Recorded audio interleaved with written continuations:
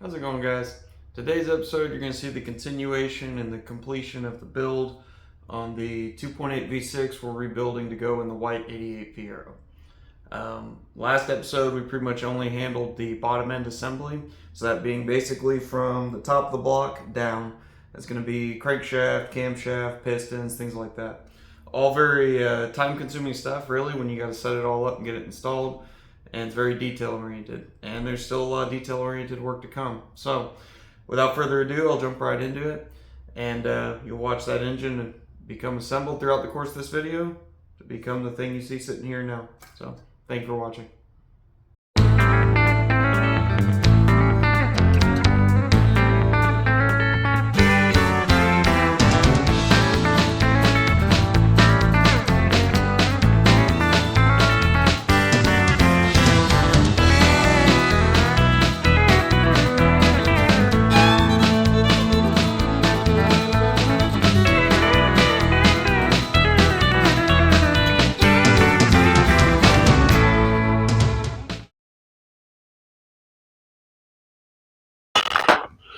So we're to the stage now of putting cylinder heads on. So we're getting closer. It's starting to look like a motor. So because we had oiled all these up and we smacked all these pistons in here, I'm not going to hose the whole thing down, but I'm going to spray a rag and see if we can clean it up a little bit. So very clean, because you want this surface that your cylinder head gaskets are going to go on to be as dry and clean as possible. See, it is coming off with some dirt still, even though it appears to be a pretty clean surface.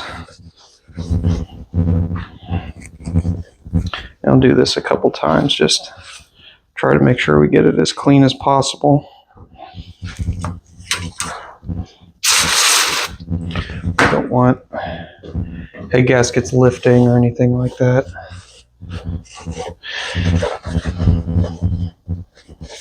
And you can also just feel it too. If it feels greasy or something like that, then you need to keep cleaning. If it feels smooth, like smooth dry metal with nothing on it, your hands are coming off clean, you should be clean enough. I mean, if you're doing something that has to be ultra sanitary, you're probably not watching this. So clean up. I'm gonna call that good. All right. So next thing is the actual head gaskets. So these are them. You look at these when you get them out. Sometimes they're going to say top or bottom or this side up or something to that effect. In our case, they don't, but they are kind of clearly, they look a little different. Usually whatever side is designed to look, I guess, pretty is going to be the side facing up. So we'll go ahead and get them put on here for now. We can get them on here so that we can put stuff in place.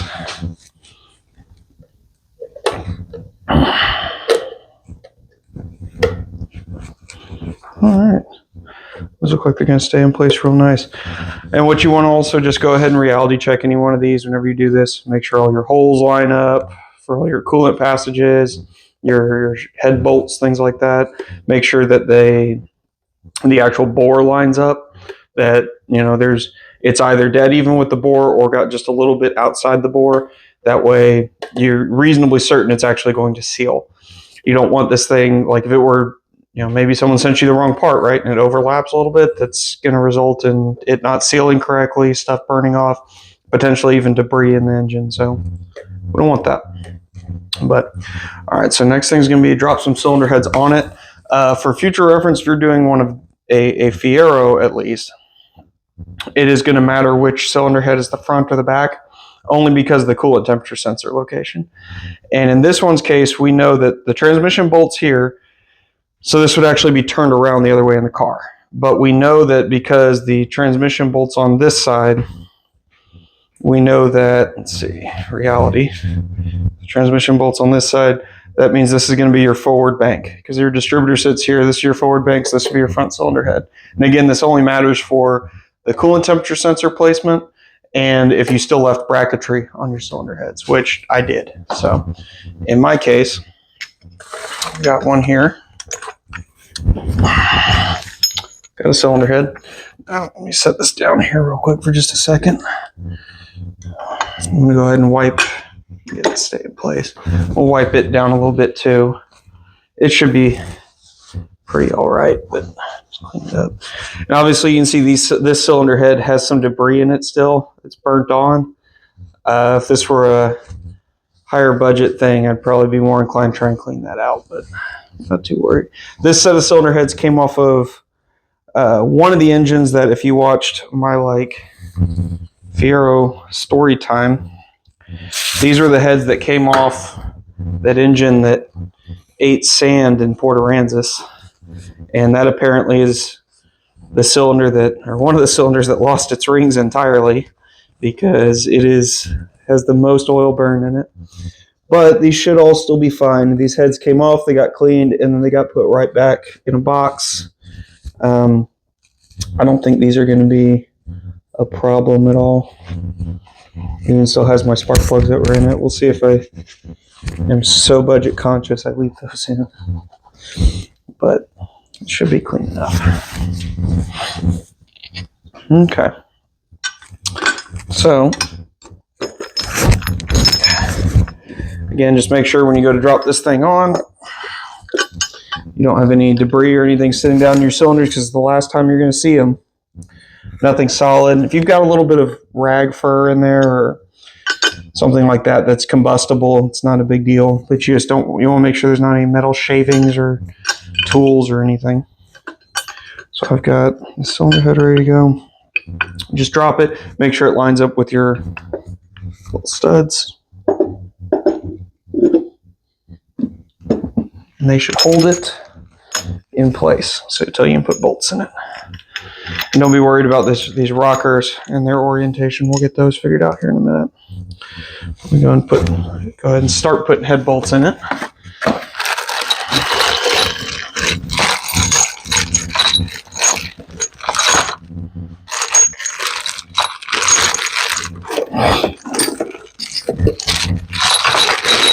Okay, so you're generally going to have long and short head bolts. They go in different spots in the cylinder head. Put these out.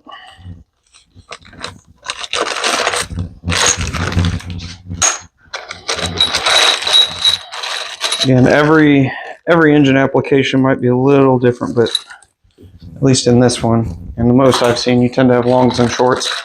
But your longs, pretty obviously, are going to go in the ones that have these long bosses that have to go down into the cylinder head or into the block, or actually rather wherever it's actually, see, I got it backwards this time. Your short ones go outside to these because that's the shortest distance to the cylinder head or to the block. Up here they're raised up because the ports. And I'm not going to bother to tighten these right now. I just want them on here for my peace of mind to locate and lock this head down, at least so it's not going to go anywhere. I don't want it falling off while I'm setting the other cylinder head on here.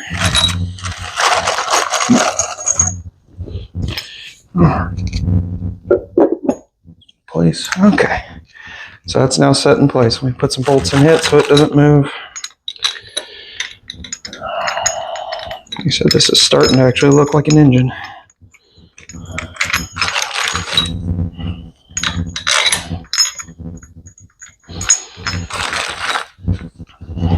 We'll get these torqued here in a second. This is probably, if there's anywhere on the engine that the torque actually kind of matters, or that I'm actually really picky about it, it is on these cylinder heads. I've never had an issue with one lifting or anything, but it's one of those things. If you read any manual, any assembly guides, anything, they're very picky about those being torqued correctly. So I'll tighten and snug these down here in a second.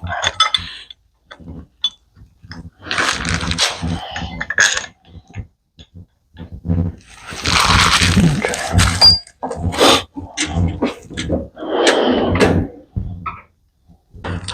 So we're not going to go full tighten on these right now. I just want to run them down so that basically they go to being flush with the cylinder head. I just don't want to tighten them all the way. We'll get them down to the point where they're basically just snug. That way we know everything fits correctly. We don't have some kind of significant fitment problem with our cylinder heads and our gaskets and our block. And if that's the case, then we're good to go ahead and start torquing things.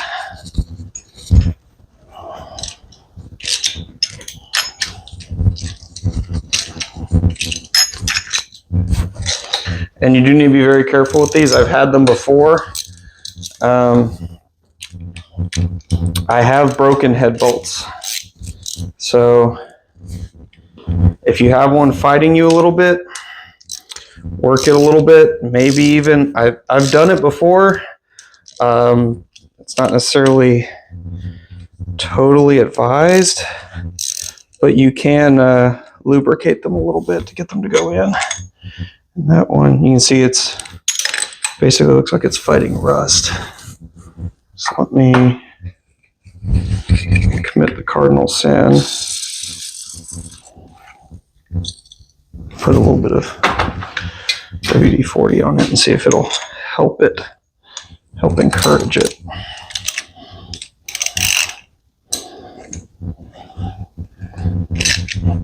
Oh, it does not like that. I might have to take that off and see what's going on with it.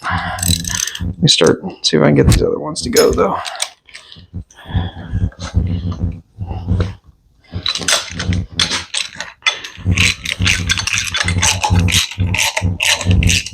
Like I said, this is always, for me at least, this is always a little nerve-wracking because I have broken these before, and it's not fun. You break a head bolt, and as long as I break an outer one, it's not the end of the world because I've got a stud style one, but I would rather not, you know.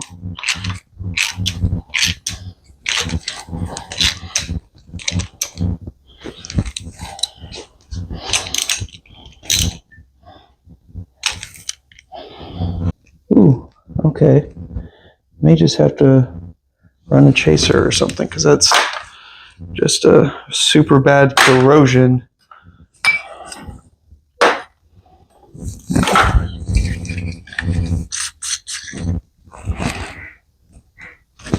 Pull the cylinder head off, the gasket off. I'm gonna soak it with oil.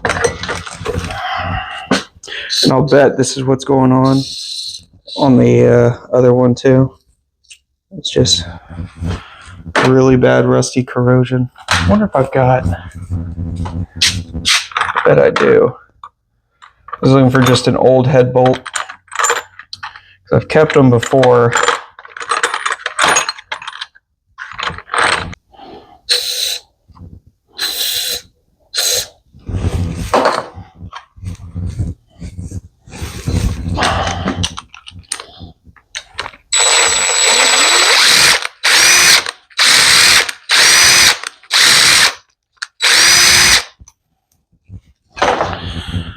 This is always the better way to go about it, is cleaning it up as opposed to just trying to jam stuff through there.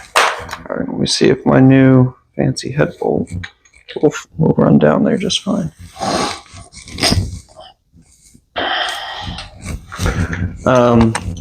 Something to keep in mind too with these head bolts, and we'll get to it in a second, but they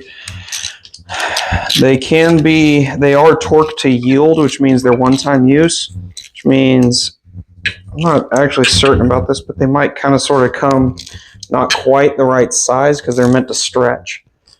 But at the same time, you know, we don't want to break them. So like I said, I've done that, and it is not a fun time.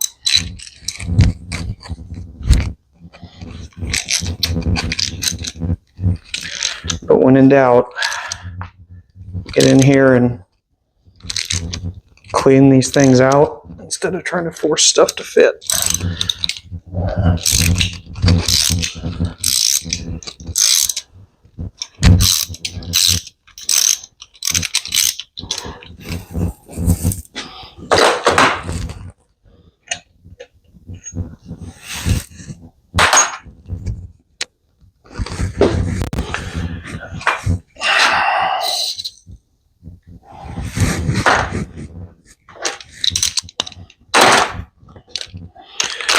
And the reason there's corrosion in this hole is because it's a coolant passage.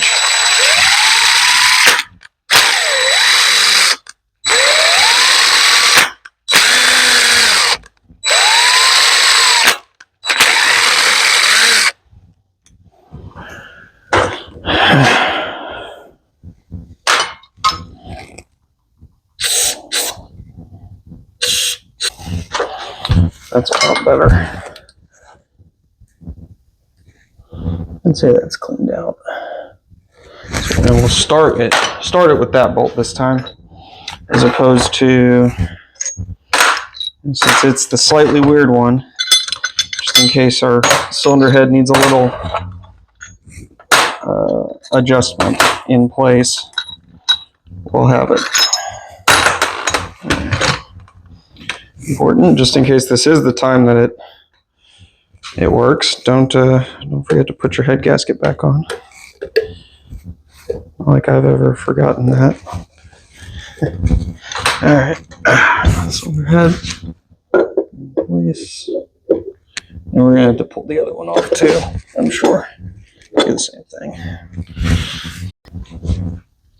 Okay, guys, I managed to get all of these bolt holes chased, cleaned out. Took a lot longer than I expected, but it's cleaned out. So we go back to our book again. We're sitting here looking at torque specs, cylinder head bolts. We have a torque spec, and the interesting thing is here, year to year, they change a little. 65, 75 for the first year for them.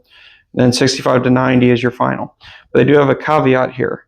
That little number 6.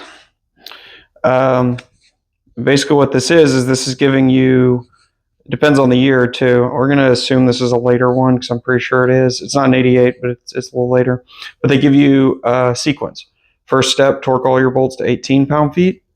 Then somewhere between 32 and 45. And then torque them all again to somewhere between 65 and 90. So that's what we're going to do. And basically the way you do that is you start with a center one and you work your way out, like do 1, 2, 3, 4, 5, 6, 7, 8. And then those will all be 18 pound-feet. Then you come back, start here again. This one up to, I guess it was 32 to 45 or whatever. 1, 2, 3, 4, 5, 6, 7, 8. And then do your final one. Well, I guess we'll do 80. 1, 2, 3, 4, 5, and we'll go around.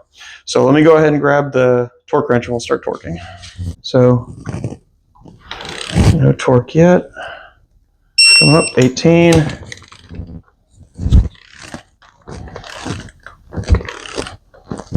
Yeah, they're still, like I said, I chased the holes and snugged them, but I didn't have them torqued yet by any stretch. Okay, so we're a little over 18 on that hole. That's fine. Basically what they're trying to do is ensure that when you torque these heads down, they come down evenly. If your head gasket ends up bound up at all in any way, then you'll end up with, leaks. And that's not good.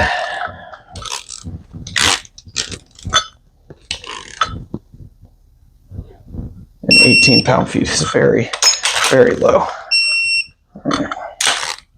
Of course, that one's a deep socket, which I can't find my 15 deep right now for some reason. So we'll just do this. All right, that one's at 18. Okay. Now let me check my other spec. So we need to come up to, we're going to call it 40. I'm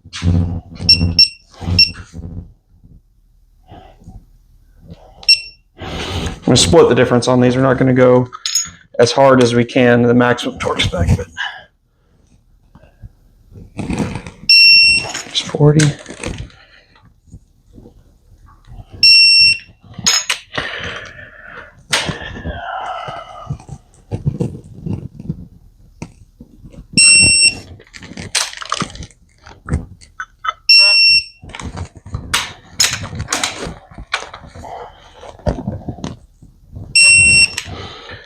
Really pretty simple.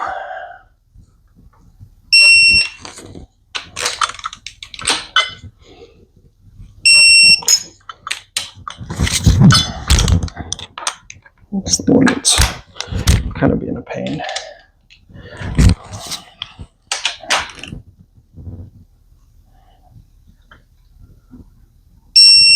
Okay, so now double check. I always go back to the book. So we need between 65 and 90, we'll call it 80 pound-feet. This is where we pray we don't break anything. Because, like I said, I've broken head bolts before, and it's on top of just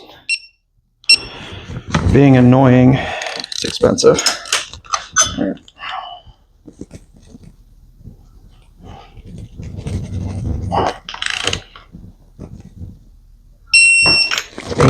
Actually, I'll cross on this one.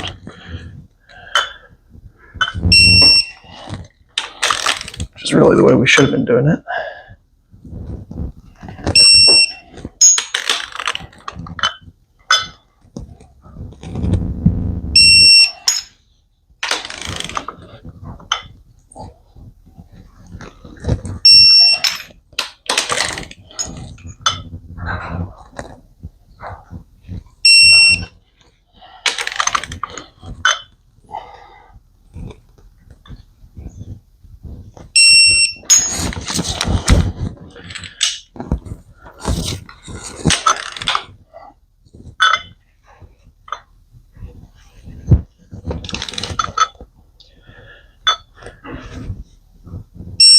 All right, just gonna go around and recheck them all, make sure they're all at 80.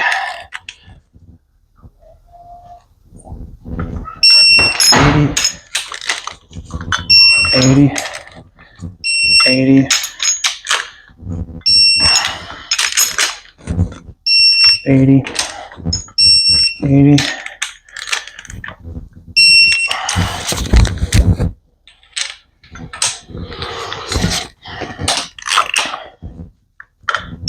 All right, cool. Now I'm just going to go around and do the other side, and our cylinder heads will be bolted on. Next thing we're going to do, we're going to put lifters in this thing. So lifters are, like I was talking about, they're the part that rides down in here on top of the actual camshaft, and they ride on this surface. So basically what you have, I've oiled them up, but they sit down in these bores, and you're going to have what are called pushrods, which go up and actuate these actual rockers. Well, the pushrod goes in here, but this surface rides on the camshaft. This is what that's called, that flat tappet. It's a flat tappet lifter. I don't know if you can see it, but one of the things you're going to look for when you're putting one of these together, and this is what was apparently killing camshafts like crazy a couple years ago, was the machining on the lifters. What you want to see when you look at them is that they've got kind of a conical machine surface to them. So it won't look apparent to you from the side, but if you look at them, you should basically see almost like a swirl pattern machined into these.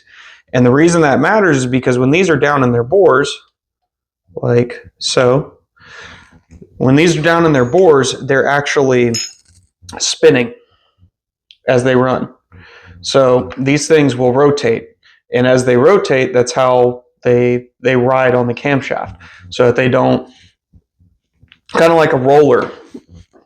Kind of like a roller. When we were talking earlier about having that roller wheel on here when it rides on the actual camshaft, and so that it can ride up nice and smooth. Well, this thing, if it rode completely square and didn't rotate, it would just machine the lobe off the camshaft, which is what was happening. If they don't have this conical surface, then they just kind of stick in their bore, they don't rotate, and they can't smoothly ride up on the cam lobes. So that's what was killing them, and it took the internet and everybody several years to figure this out. But so I'm gonna go ahead and start putting these in. I'm gonna put an extra little dab of assembly lube if I can. Once they're kind of oiled, it doesn't want to stay on. If I can, I'm gonna put a dab of assembly lube on every one of them. You also want to make sure that when these go in, they're smooth, they're free to move. So like if the bore that they're dropping into, they don't fit right, or they fight or anything like that, they resist, then you got a problem. You need to figure out either honing these bores out, they make tiny hones for that, or doing something to try and get them to move smoothly, or get your block machined, or something. Because if they're not able to move in those bores, we've got a problem. Get them square. Yep, there it goes. I'm just putting, like I said, a little bit of assembly lube on each one of these. The reason I've also got them submerged in oil is, well, it's nasty and it doesn't work. The reason I've got them like that, or what I'm trying to do, is try to give them a little bit of oil inside for what's called preload. And we'll get to preload in a second. Preload is also a critical thing when you're talking about what these are, which are what are called hydraulic lifters. And what these have is basically a little plunger inside of them with, I don't know if it's actually a spring or what, but they've got a little plunger that you can see on the top here, and that where that push rod goes in it. And this takes up a little bit of slack as they go up and down. Now, if this thing collapses, that's where you get that clack, clack, clack, clack, clack. They're wore out. But, sorry. But they, in any case, that in this design, it's critical, and it also allows you to have a little bit sloppier adjustment for preload on the valves. And we'll get to that. Like I said, we'll get to that in a second. But all of this stuff, we're just trying to set it up as best we can so that at the time of initial fire up, when this thing starts the first time, it will hopefully and ideally it should fire right up and run, and we're going to have to do something like a 20 or 30 minute break-in procedure. And if anything goes wrong during that break-in, you're talking about rebuilding an engine again. And so that's why it's very critical that the lifters have a good machine pattern on them. It's good that they ride smoothly in their bores. It's good. It's important that everything's right with them, because if any one part is not right, you very, very likely will shear a lobe off your cam, and you're doing all of this again and remachining everything, and just it's going to be not a good time for anyone. So I got my last 4 here. Let's drop them in here. And when I'm putting them in here, I'm just kind of moving them around, just trying to get a little bit of oil inside the lifters. It's kind of arguable how much good that actually does, but it's worth a shot. Better than doing nothing, to try and get some oil in them so that they don't start up dry.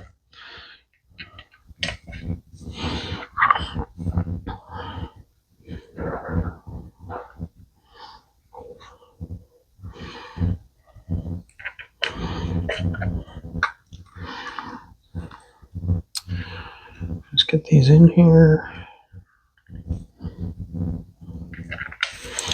Something else you should remember too, is that one just all the way up on its lobe?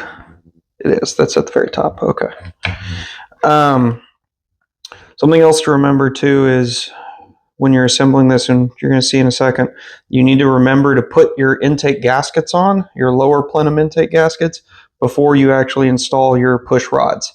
So we'll get to that in just a second, but that's critical, because if that's not done, you're going to be taking stuff apart again. Why is that? There it goes. Just getting them squared up in their bores. Okay. All right. Let me dry my hands off. Rag.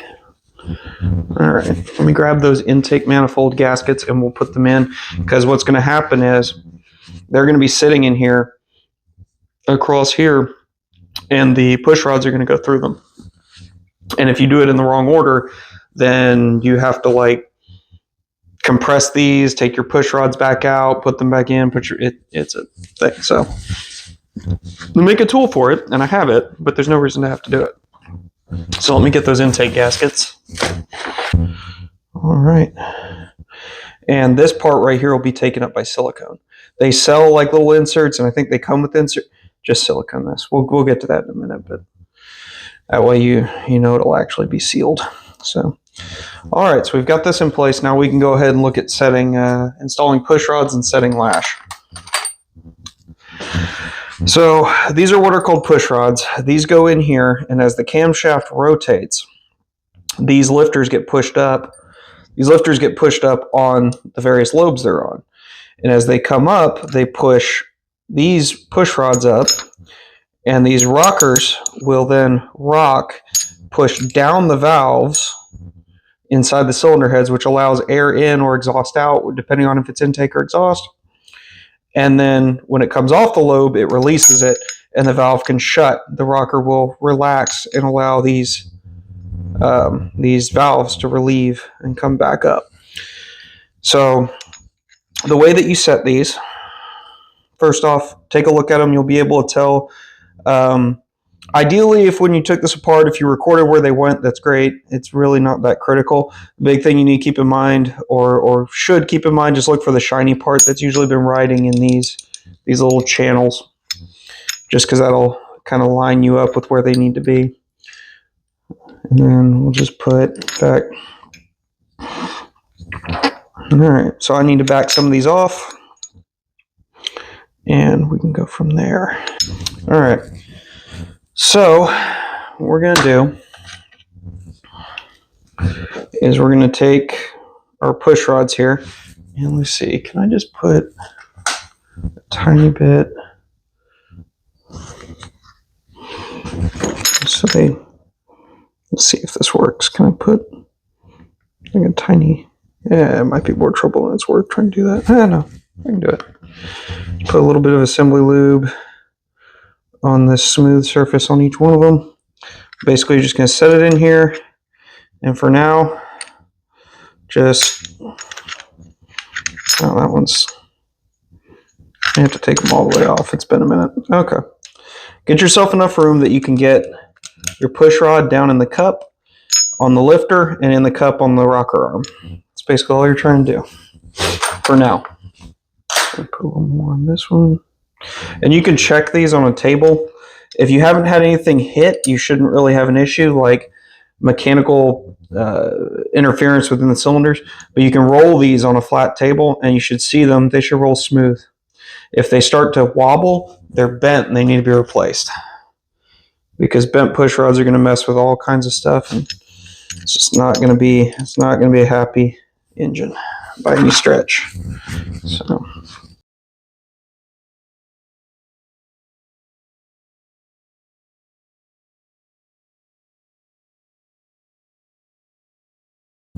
So we've got all these push rods in place. This is generally the orientation they're going to be in. Like I said, what happens as your engine turns is that the camshaft, which is up here on top, spins and has the lobes.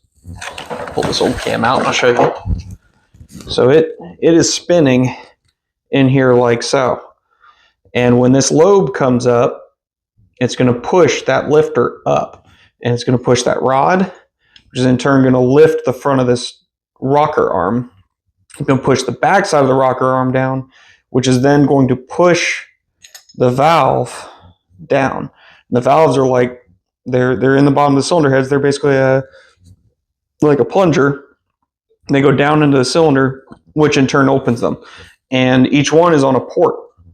So as the valve, like say for this port opens, it pushes down, air that's coming through the intake manifold will go in and be sucked down as the piston's coming down. It'll suck it in. And then as it comes off the lobe, it starts to close. And that's timed in such a way that as the valve closes, right as it closes, the piston will be at the bottom and be starting to come up again on what's called compression stroke. At that point, both valves, which one's intake, one's exhaust, that's the smaller one, will be on the bottom. So they're not being pushed open at all, they're shut. So that gives you maximum pressure as the piston comes up, up, up, up, up, and right at the top, that's when the timing on the ignition is going to fire the spark plug. It's going to go boom, and that explosion is going to force the piston back down. As that piston goes back down, and this is rotating, we're now going to come up on that exhaust lobe. And it's going to push up, which is going to push this one open. It's going to come up, push up the front of this rocker, push down the back side of it, which is going to push the valve open. Valve will drop down, and then the piston will start to come back up on what's called exhaust stroke, and it will come up and force the burned air out through the exhaust port, and or out through the exhaust port out that way. and because this is coolant, but it'll push it out through the exhaust and out of the car. So it's generally how it works, is this thing's rotating and it's forcing these valves up, down, up, down. You'll see it when we go to rotate it here in a little bit. But that's the whole principle behind how all of this works. And in order for this to work, these have to have a set tension. And this tension has to be specific. If it's too tight, you'll shear apart. This lifter won't be able to do what it's supposed to do, where it spins and rides smoothly, and it'll grind off the camshaft, ruin it. Or if it's too loose, these guys won't actuate these rocker arms enough. Valves won't open enough. There won't be enough air to run the engine. So it has to be balanced properly, and there's a way we do that. So let me grab, so we've got a 15 mil on here. There's several formulas and explanations and the way people tell you to do this, but the way that I've always done it, and it seems to always work, is they say EOIC was exhaust open intake closing.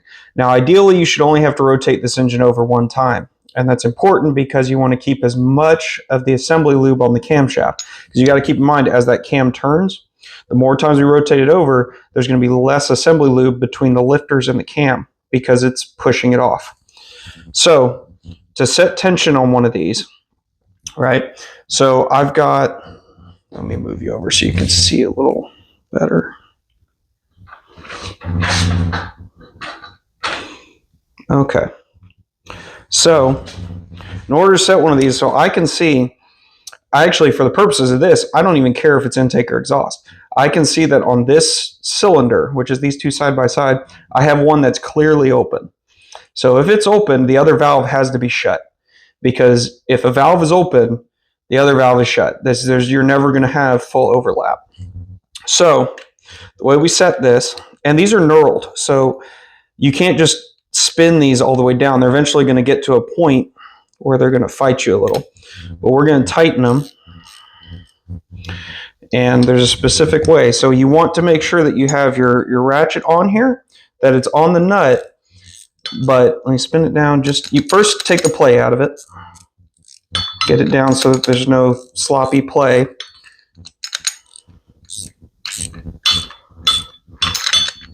Like, still got play in it.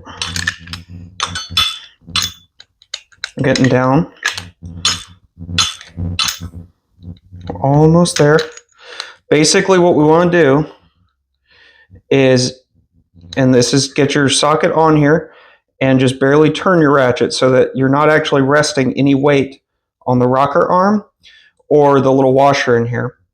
You're only on the nut. And then what we're going to do is, you should feel it, like the way this spins, right? There's zero resistance. You just slowly tighten until you just barely feel resistance. Should get harder. Oh, there we go. It suddenly got a little bit of resistance.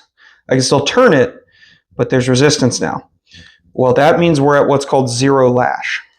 That means you've reached the point now where the relationship between this and the lifter and the camshaft and everything has zero lash. This has no more play in it. Then we're going to do, so the general rule of thumb that works for most people is either quarter turn or half turn past zero lash. That's generally going to be the way you're going to set it for a hydraulic lifter, which is what these are. Now, where you get really complex and you start having to have feeler gauges and stuff is where you have non-hydraulic lifters, where they're what's called solid lifters. And solid lifters can come in either flat tappet or roller, but they don't have this hydraulic lifter or plunger in them that takes up slack. If you have the hydraulic plunger, the super scientific thousandths, 100 thousandths of an inch of play or whatever isn't critical anymore. We're just setting this to have a half turn past zero lash. So you either do quarter turn, half turn. I've always had better luck at half turn. I've had times before where they were too loose at quarter, but you don't want to go past half. And that's really not a very complex thing to do. So I take my ratchet, I can see it straight up and down, and I'm just going to go until I turn half of 360 degrees, and we're set. That lifter and that push rod are now set at a half turn past zero lash. So we're set. Now I'm going to go through the rest of the engine. I'm going to go, look, okay, so back here I've got another one. I've got an open valve. I've got a closed valve. So I can set this one. Start running it. Like I said, we're going to do the same thing. going to spin this down until I have no more play. Well, I've still got obvious up and down there.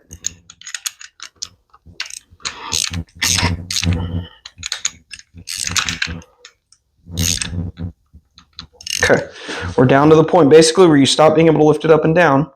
Do it again. Just put your socket down on the nut and just put a little bit of sideways on it so you're not resting any weight on this.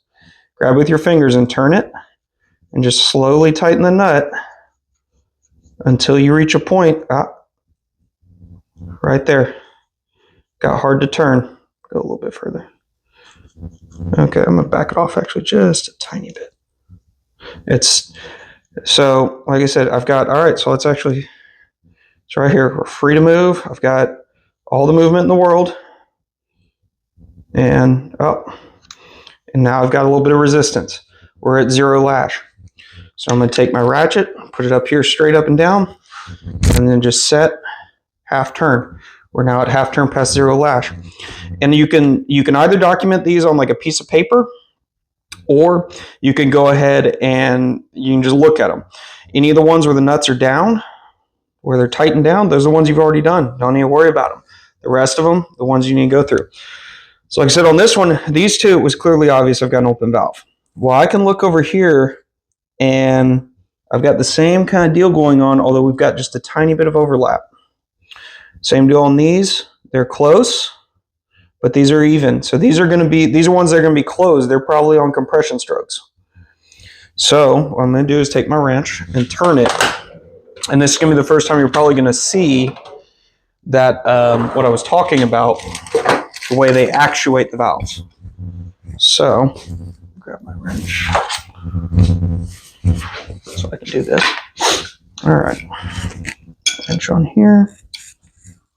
Okay, so you're going to see now, we're going to rotate it. And what you're hearing is one of my cylinder heads still has spark plugs in it. So, but you probably saw now, so it pushed up on this one. I know this valve is shut. Same deal here. I know that valve's shut and this one's open. So I can adjust the ones that are shut. You don't ever adjust on open valves because they're already tensioned. In fact, well, it's because it's so loose. But if you had these snug down at all, you'd have 0 play. So you're always going to adjust on the ones that are closed. Do the same thing on here again.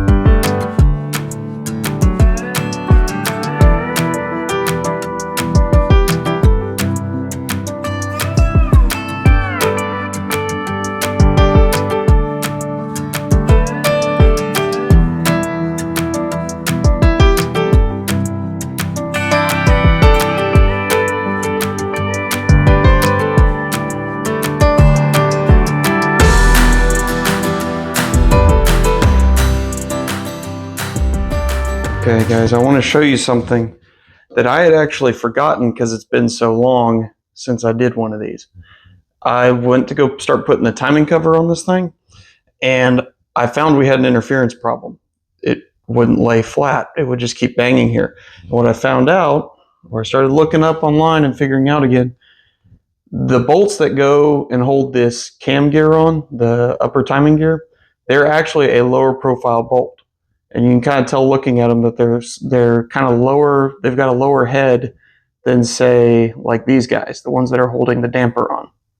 So just keep that in mind. Now, if you did this fresh and you took your engine apart and you've still got this stuff around, you're probably not going to lose these. But like in my case, where this thing's been apart for a year and a half and some of my bolts have gone missing, I had to find some of these. Now these aren't, I think this one's actually a factory one. I think these are for like an air conditioning compressor, but they're slightly lower profile and they have Loctite on them, so they work. But I just want to make sure you kept that in mind when you start putting stuff together. Double check your clearances. If you start putting something on like I did, where I started putting the timing cover on this thing and it's binding, it's not fitting correctly, figure out what's dragging, what's not fitting right. Because if you don't, then you just kind of power through it and slam the thing together. There's a very real possibility that stuff is interfering. Things are going to start grinding, and you're immediately going to take it apart again. So that being said, I think I've got the fitment issues pretty much figured out. So next thing that's going to go on, because once you reach this stage, you can't really keep assembling upwards with the intake manifold if you haven't put the oil pump and the oil pan on, because the way the Fiero's intake sits, it sits very high and it also hangs over this way. So this engine stand's not going to be able to rotate over all the way anymore once we put the intake manifold on. So now we need to actually go to the front here and underneath. So let me get into that, but I've got the timing cover. We'll put the timing cover on the motor. We'll flip it over. We'll put the oil pump in, and then we'll go ahead and put the oil pan on. Once that's all done, we can flip it all back over and we can start putting the top on. Okay. So this is our timing cover. And there are two different designs of timing covers, and this is worth keeping in mind. Earlier Fiero V6s have a angled one that has like a two-piece gasket with the oil pan. Now, one of the reasons I don't like that design is that you tend to end up with another joint here, and it ends up leaking. They're more likely to. And all the gaskets for that are only cork. The only nice rubber gasket comes for this style of timing cover, which has a smooth bottom. And if I recall, I know they're 1988. They might have switched to them in like 87. But if you're doing one of these, you might have a slightly different cover. It's going to depend on which one you're using. If you can get a hold of one of these, great. But if you do get one, you're also going to need the matching oil pan to go with it. So first off, I need to pull this seal out. This is the old front crank seal. And the easiest way I've found to do this is to kind of partially install the front cover. If I can get a bolt that's the right size. Those are too short. Put these bolts in. I'm not sure these are the final bolts I'll be using, but I just need to attach it so it's not going to come off. So they don't have to be super tight either. You're just trying to make this thing so it's not going to move. And just thread it in here because I don't want my timing cover coming loose. Once that's done, you take your seal remover tool. I think it's a Leslie tool. The number on there is 4508. But it's got this claw in here, and you got whichever you need. Put it in here and just pop your seal out. And be careful with doing this because you are working with an aluminum timing cover. If you get too crazy with it, you could break it. So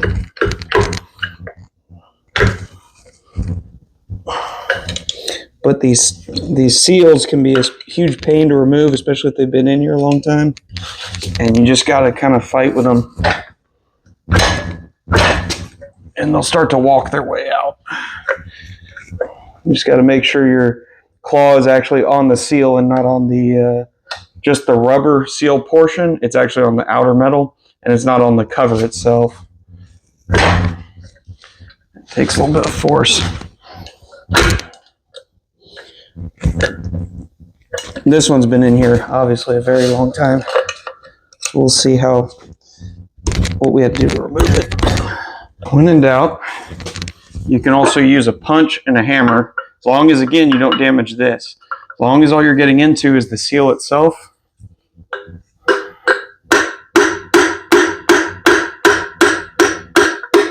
You can do this just to generate clearance.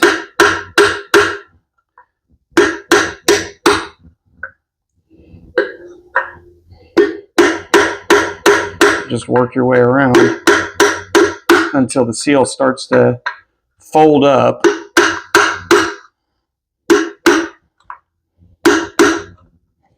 And want to come loose. Can be a little bit tricky.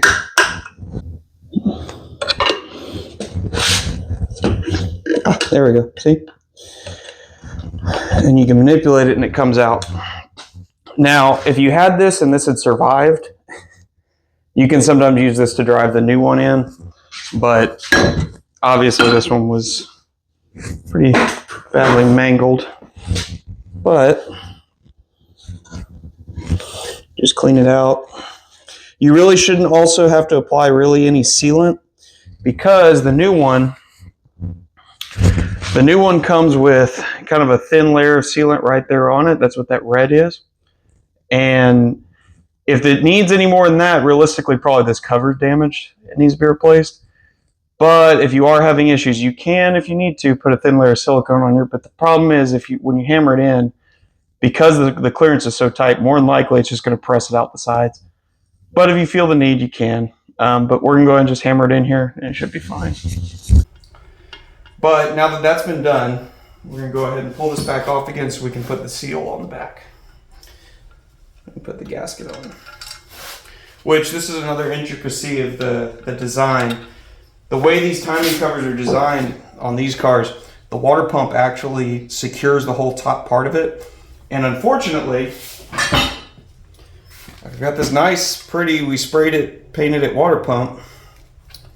But when I started actually cleaning the seals off of it, let's see if you can see, it has severe, and I mean, I'm okay with doing budget stuff, but the severe pitting, to the point where you can actually see in here that's, I mean, it's dug out. And it's kind of like that all the way around. And I think there's one, where is it? It's actually right here. The way that's all, you get to focus. But you can see it's all worn out right there next to that bolt. And I don't know, the way the pitting it, I just didn't want to use this, especially for $20. So I've got a new water pump coming. So that's going to slow us down a little bit. But we should be okay. They make, when you buy a kit to do a water pump, they make one where it comes with a clamp here to clamp the top. So you'll leave the 2 bottom bolts in, or the 3 bottom bolts, but you would clamp it and then take your water pump off so you don't break this back seal. It never breaks. And then you take it off, replace your water pump, put it back on, and you could leave the clamp or you take it off, but basically it just uses this little ledge up here to hold the top down. I don't have one of those clamps. I actually don't think it's going to be necessary because, one, from doing these for years, but what I'm going to do is I'm going to take one of the upper water pump bolts with a sleeve, and we'll tighten it down just like we had it. It'll be secured up here at this point and at the bottom. And the gasket's made of paper. And what I'm going to do is put a thin layer of silicone on this, and we'll install it with like this. Then we can move on to the oil pan and all of that. But when it comes time to put the water pump on, we should be able to remove it, and that seal will hold particularly well. It won't be compressed. And this thing shouldn't move because it'll basically be glued in place by the silicone.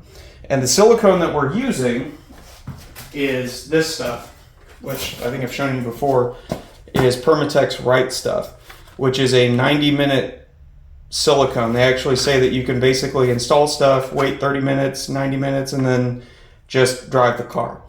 This is the next best thing to Ford. I forget the part number, but they made a special one for 7.3 liter diesel V8s because they were known for leaking oil. That engine design, I mean, it's from International, but that stuff, you don't, you would install it with bolts, but truthfully, you don't need bolts. That's the thing. So once this is on, it'll need bolts to set it. But once it's set, realistically, you could take all these bolts off and you would have to knock this off with a hammer because that's how strong that silicone seals. So that's what we're going to do. Let me get this off and we'll start doing that.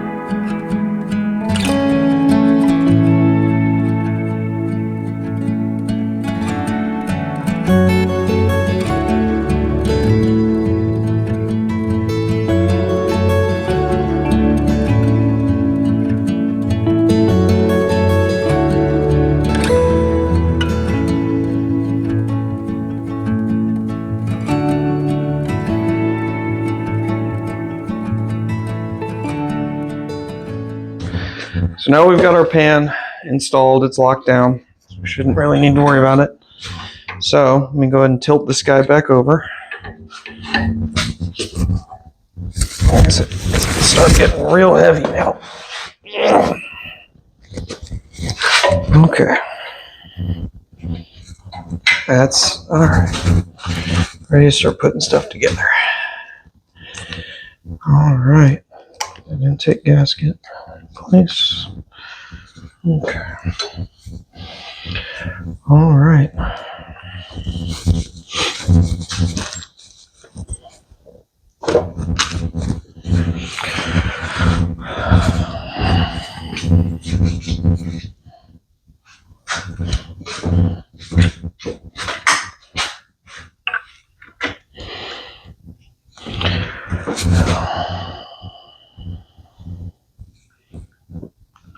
Okay.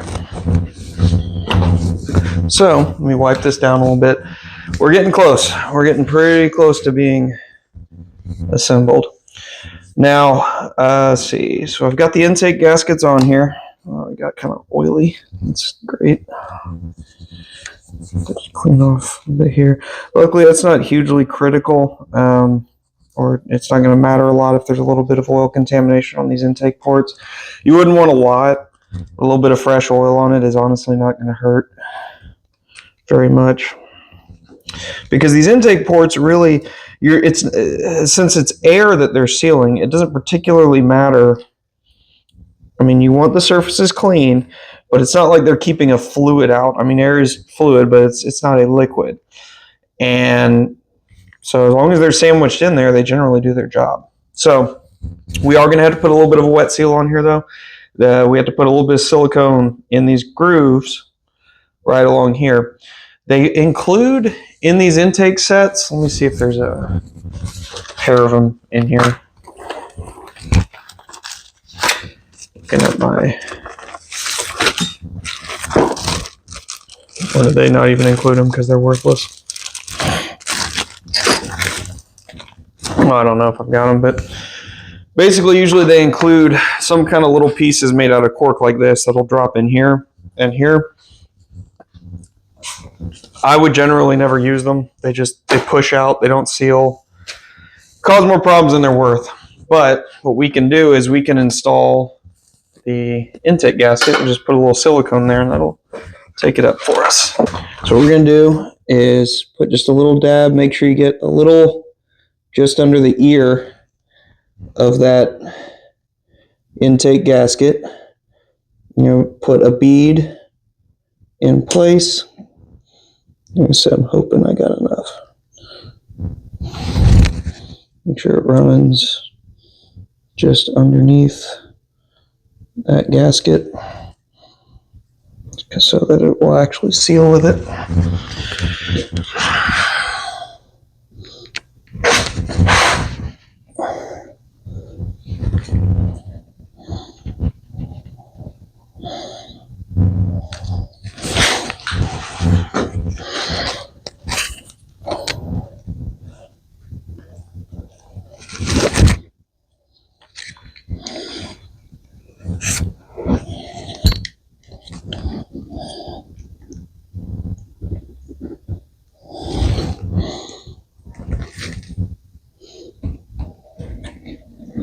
Press that in.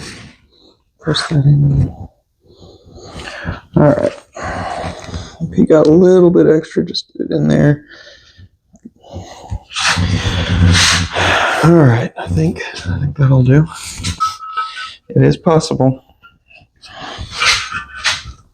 Try to make it go down as straight as possible. Settle down in.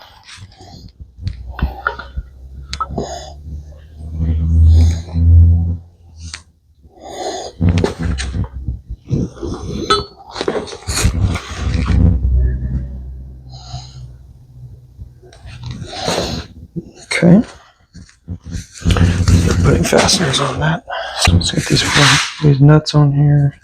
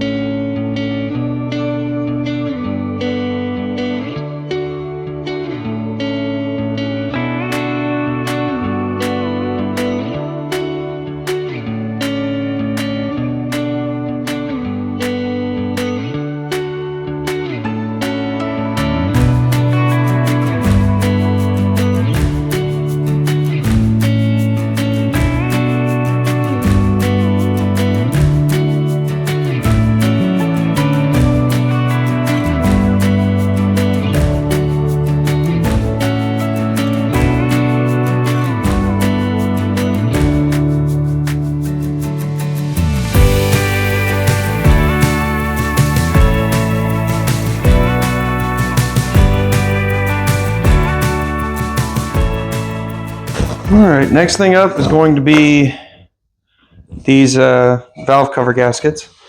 And well, I'm going to go ahead and put a small dab of silicone, if I can, right here at these grooves, just to try and keep any splashing oil from coming out.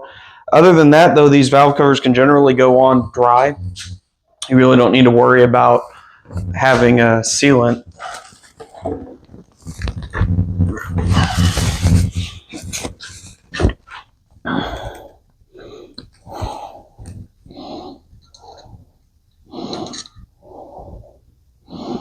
More just to get something down in that groove.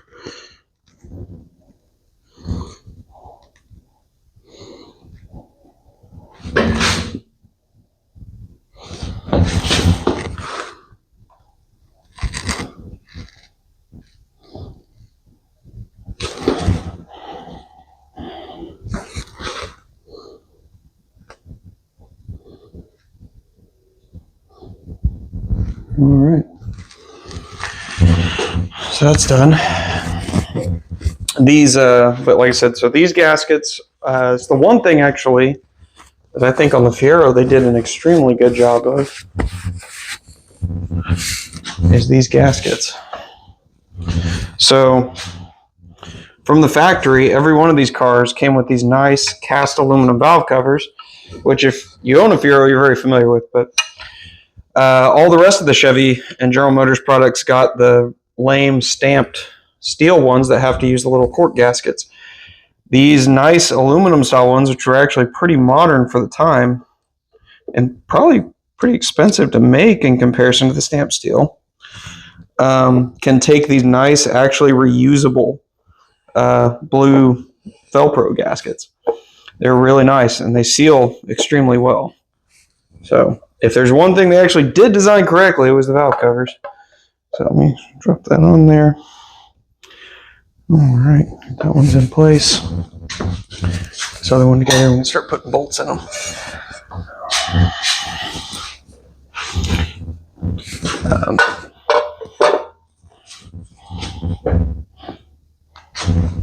Remember, orientation does matter. Make sure you've got the valve covers on the correct side. Basically, distributor holes here, front covers here, so you got to figure transmissions there. Your oil fill needs to be on this side of the engine. Crusty old valve covers in there. And these at least are also pretty easily accessible. If you end up with a leak at these, it sucks, but you can go back in and deal with it. It's not going to be arm deep in the motor where it's a huge nightmare to deal with. You will have to pull the intake manifold, the upper intake plenum, but that's, I mean, truthfully not that big a deal.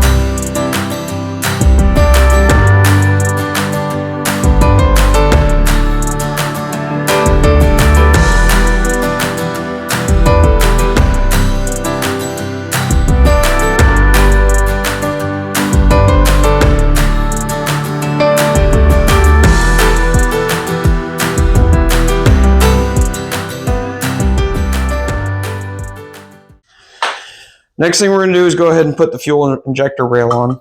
This is what delivers the fuel to the individual intake runners.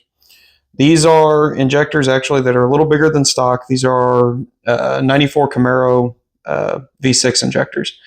And I had them laying around from back when I had a 3.4 liter one of these. They're compatible. The fuel management system will give them just whatever injector pulse because they tune off the oxygen sensor. So it'll still be able to deliver the correct amount of fuel. It'll deliver a little more than it was planning on each shot. But that's fine. We're going to have a bigger cam in here than it's planned for as well. While it's an EFI friendly cam, it is still going to be nice to give it just a little extra fuel per shot. So the way you're going to install this, and remember your orientation and the way this has to go. So your fuel rail is going to run down the backside over here, okay? And it's going to have where the cold start injector, well, I'll get to that in a second, but there would be a cold start injector hose or line that would go to the cold start injector on the side of the block or on the side of the intake manifold. I have that deleted, but remember this is where the lines are going to go, and this is where your fuel hookups are going to be, right? So the way you install this is take it and put your, in fact, let me move you so you can see. All right, so the way you're going to do this is you're going to line up the little, and I oiled them. I put just a little bit of motor oil on them, but you're just going to put them down into their little holes like so.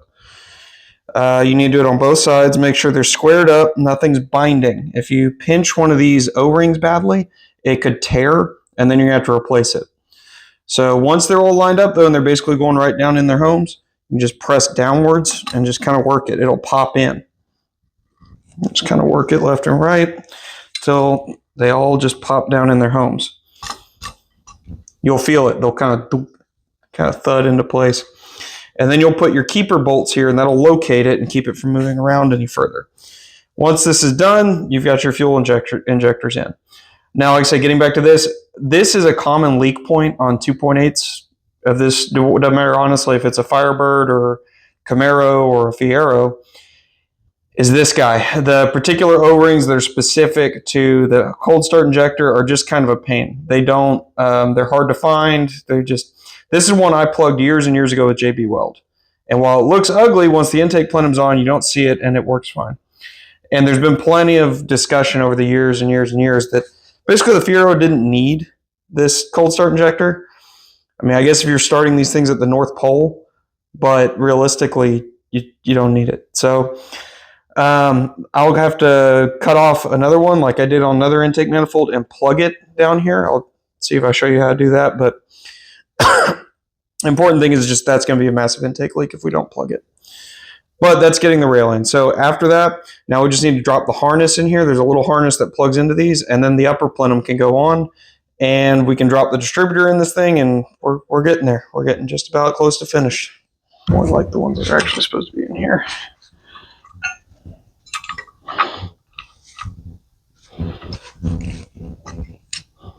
I think we'll try. We'll see how they do.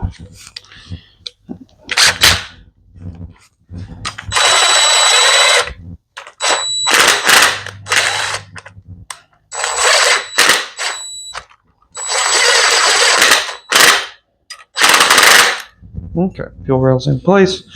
And like I was talking about that cold start injector, we're going to need to figure out, I don't know where I had it, but I had, if you're looking at yours, you know exactly what I'm talking about. There's a line that comes like out at an angle, and there's like a plug that goes down here. I had one at some point that on one of my old builds that all I did was do this, and then I like clipped it off and plugged it, and you would just left it bolted in the intake. I don't know where that is. I've gone through all my parts. I can't find it. So I'll have to come up with something else to plug that. In the event you still have it, you can put it in there just to deadhead it. But if you have a seal issue up here, you can feel perfectly fine plugging it up here and just clipping it as long as it doesn't generate a vacuum leak. So we put our fuel rail injector in, or fuel rail harness in. It just plugs in. This one's old and crusty, but it'll do.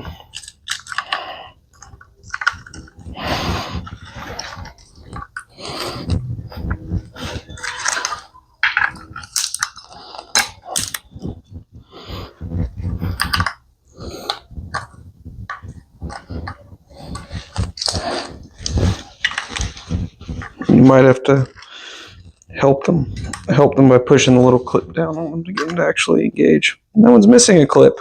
Awesome. Just push it down there and pretend we didn't see that. That'll be fine. All right, and all the rest of these are secured well. All right. There's that wire can go off that way. We'll just, for now, just hang that over here someplace. Well, go about it. All right, now I'm going to go ahead and before we start put the last crowning piece on here, I'm going to throw the distributor in it, and then I think we're actually going to put. No, I'm going to leave the balancer off for now until we get a water pump, but I'm going to put the distributor in here, and then we can drop the intake manifold on, and we will just about be done with actual engine assembly. Then it's accessories. It's all the other things that make this block of iron actually breathe and run. So, if you go back to what I was talking about earlier, we have this drive shaft, right? This is what runs the distributor. You're going to need to be able to look down in here, and I can kind of see, but you find the hole. There's basically a hole it'll drop into, and it's kind of scary, but you got to kind of just let it go. If you have a magnet, you can get it back out again if it becomes a problem. Got a tool for this. Take this, I'll find that hole it goes in.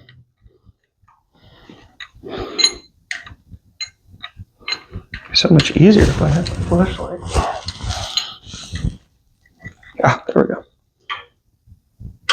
Ah, there you go. So if you've got a tool like this, you can actually guide it all the way down, and that's what I wanted to feel, was it actually engage in the pump. Because now I know it's locked in there, it's not going to be an issue, it's not just loose in here. I know that that's actually going to drive the oil pump now when I put the distributor in. So I'm going to drop this distributor in here. Now, one of the things, or something to keep in mind with this, is when you install this, you need to know where the engine's timed. Now, we know that because when we put the cover on, we set the timing, right? We set this engine dot to dot, which means, based on the manual and everything, this engine is now on compression stroke, cylinder 1, top dead center. And so that means it's at where it needs to be, and that's where you want. So now it needs to be, wherever you put this in here and this gets locked in at, that's going to be trying to fire at cylinder 1. So you get to pick where you want to point this thing. If memory serves, I always generally point it somewhere up in here. But you're just going to take it and put it down in here. In fact, actually, what you want to do too, you get the assembly lubricant. Just to try and be extra safe on your cam, put a bunch of sloppy assembly lubricant in here. You don't want, brand new camshaft, don't want to hurt anything. Just get it all in there. You can also, if you end up with a leak right here, which is super common on these, you can change this O-ring. You can also, and I find this is more effective, I believe it's the same distributor washer gasket as a Chevy 350, like a small block. Forget the part number, but if you just get one, you can put it in here and sandwich it between the block and the distributor, and it'll help address any seals or any leak issues. So let me smear a bunch of this into the gear drive just to try and protect that cam a little bit longer. All right, and then it's pretty simple. You just drop it in here. Make sure this is pointing where you want it to be.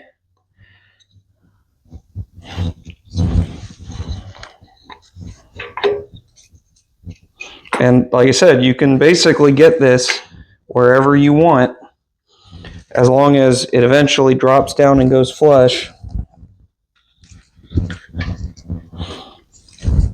Getting it to line up with that pump drive can sometimes be a little bit of a thing.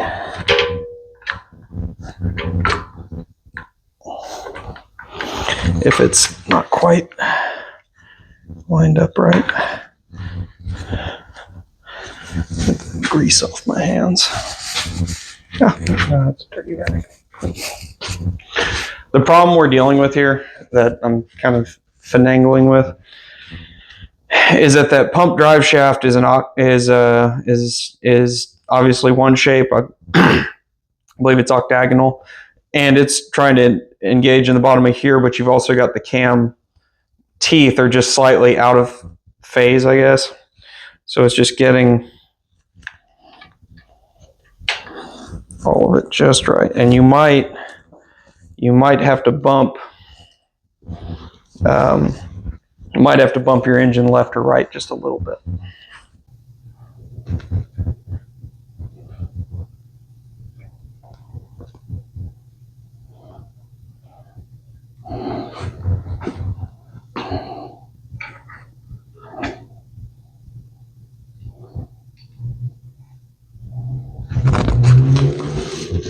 That should have been enough. Let's just get that. There we go. Okay. It's been a while. All right. So that's now set. Like I said, right now, well, I guess that's going to be where cylinder one's going to be. Whatever. This is going to adjust your timing later. So the way this is all set up is that this thing's installed in here. This will now be pointed at cylinder one because that's what we're on is cylinder one right now. Compression stroke, cylinder one, top dead center. We're actually just slightly past it right now, but that's what that is. Well, your computer will then sense and determine wherever the position of this is as basically 0 time. And then when you go to start it, you can figure out like, okay, we need to advance it or we need to retard it a little bit, and you can eventually lock your timing down wherever it needs to be with this. We'll get into timing later. That's timing adjustment when we go to actually start this thing, but that's what you're going to need to do. But that's the distributor is now installed, and like I said, we've got this pointed over here, so this will now be where cylinder one's going to be, for better or worse. You can always pull this thing back out, re-stab it, put it wherever you want it to be. In our case, that's just where it's going to be for now, because I honestly can't remember exactly where it tends to be, so, or at least from the factory. So now we can move on. Let me drop the cap on top of this just to kind of protect it, and we'll put the intake manifold on and go from there.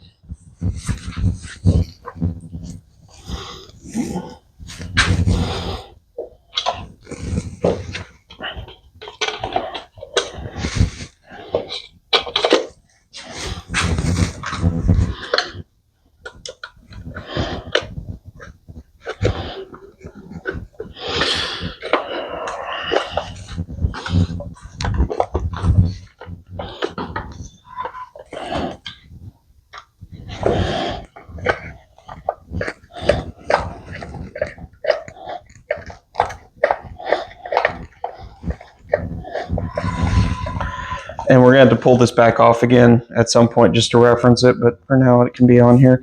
But it's pointing roughly over here, so this will be cylinder one, at least for now. And it'll rotate as it runs. So,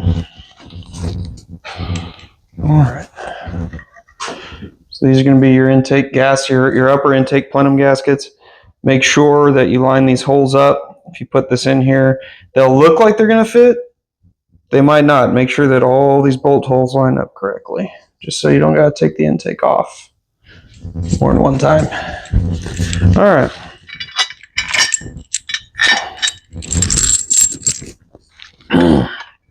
Now for the crowning jewel of this whole thing, the big, bright red, wannabe Ferrari, long runner intake manifold. This is pretty cool. And this is one of the later ones that has the engraving up here. The earlier ones were just the sticker. These were pretty neat.